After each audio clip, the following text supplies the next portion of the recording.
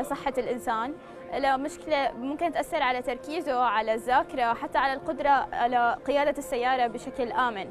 فالحل هو كان إنه نحن نقدر نشخص هي الحالة بسنو ريليف. هلا سنو ريليف هو عبارة عن جهاز فيه حساسات بيلزقوا الشخص النائم على صدره لحتى يحس بالشخير، وموصول بتطبيق على التليفون الذكي.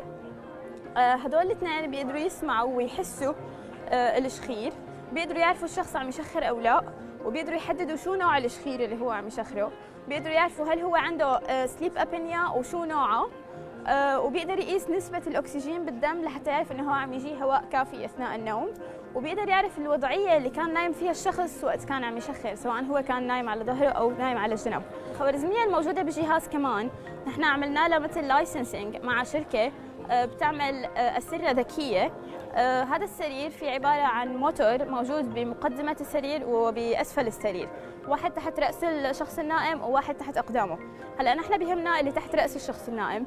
لما الشخص بيكون عم يشخر الجهاز بيقدر يسمع صوته، بيلقط انه هذا الشخص عم يشخر، فبيبعث اشارات للموتور الموجود تحت راسه، فبيرتفع بنسبة 7 درجات مئوية لحتى يعدل وضعية رأس الشخص النائم ويوقف الشخير.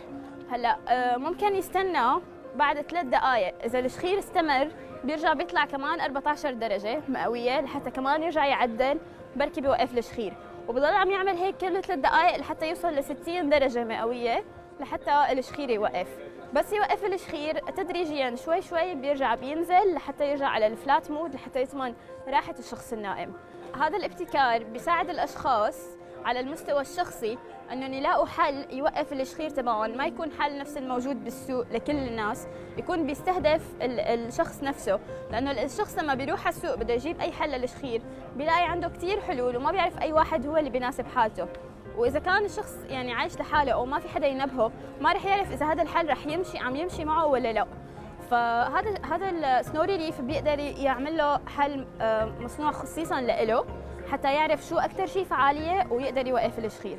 وبالنسبه للاطباء سنو ريليف حيكون حليف لهم، لانه حيوفر عليهم العناء بعيادات النوم، انه يجي المريض وينام عندهم ايام وساعات ويقدروا يدرسوا النوم تبعه، وهو بيكون اصلا ببيئه غير بيئته اللي هو اصلا بينام فيها، فهو ممكن يعني يصير في عنده شخير بسبب انه هو غير السرير اللي نايم عليه او المخده اللي نايم عليها.